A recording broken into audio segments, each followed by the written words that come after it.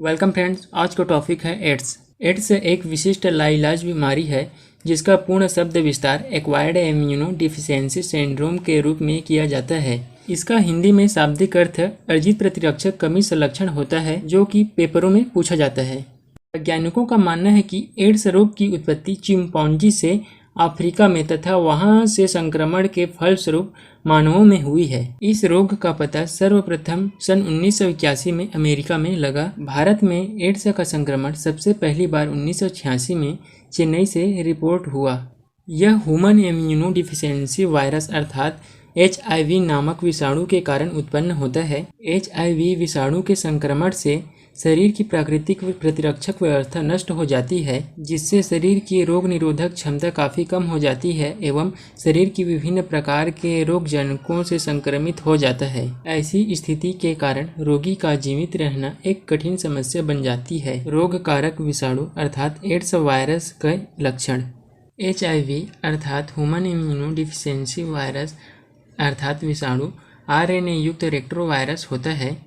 इसकी बाहरी परत अर्थात आवरण ग्लाइकोप्रोटीन की बनी होती है और बीच में प्रोटीन का आवरण तथा अंदर एक सूत्री RNA के 2 अणु होते हैं।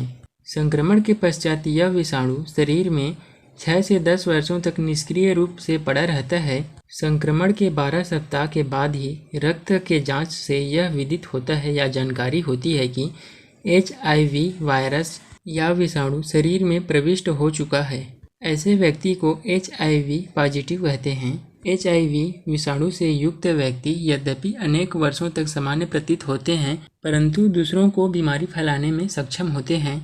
अब HIV संक्रमण का विकास अर्थात HIV विषाणु शरीर में कैसे विकास करता है, तो पहला है जब HIV का प्रवेश व्यक्ति में हो जाता है तो एड्स का विषाणु मानव शरीर की हेल्पर टी कोशिका अर्थात सहायक कोशिका को मार देती है, जिससे रोगियों के शरीर में प्रतिरक्षियों का निर्माण प्रभावित होता है।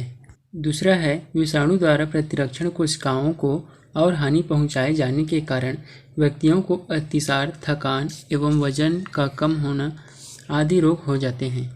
तीसरा है अंततः संक्रमित व्यक्ति की प्रतिरक्षक पिंड व्यवस्था पूर्णतया नष्ट हो जाती है, जिससे व्यक्ति अत्यधिक कमजोर हो जाता है और उसका शरीर अनेक संक्रमणों से ग्रसित हो जाता है तथा 2 से 3 वर्षों तक ही जिंदा रह पाता है। इसका अर्थात एड्स का लक्षण देखते हैं। पहला है अत्यधिक दिनों तक बार बार दस्त या अतिसार का होना। दूसरा है त्वचा पर घाव का होना।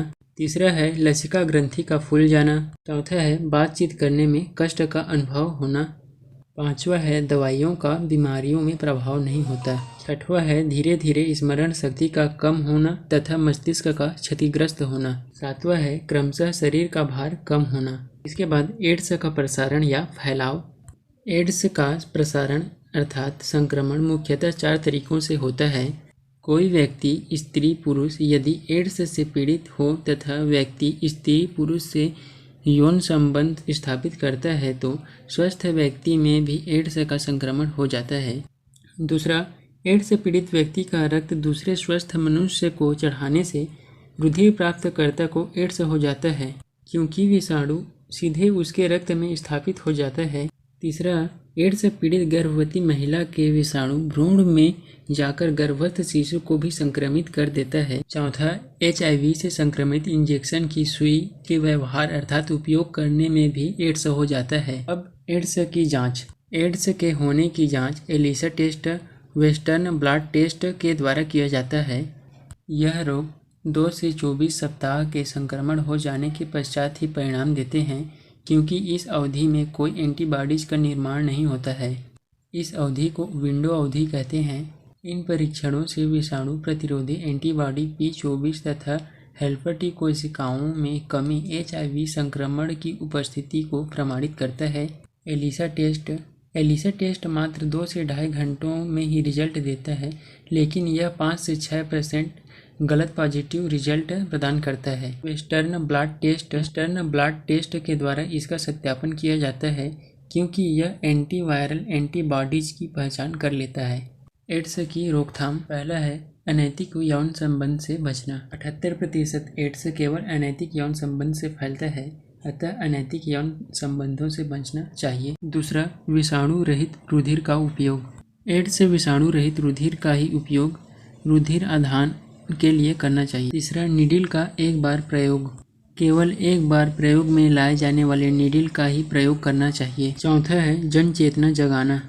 आम जनता में एड्स के खतरे, सावधानी की जानकारी देकर जन चेतना जगाना भी एड्स के रोकथाम के लिए महत्वपूर्ण कदम माना जा सकता है। एड्स के उपचार। AZT अर्थात एजिडोथायमिडिन नामक दवा को प्रस्तावित किया जाता है। यह HIV विषाणु की वृद्धि को दबाता है। दूसरा है हरी कॉफ़ी का सिरकोरिक अम्ल तथा TIAS इंजेक्शन एड्स के विविधीकरण को निरोधित करते हैं। अभी के लिए बस इतना ही। वीडियो अच्छा लगा होगा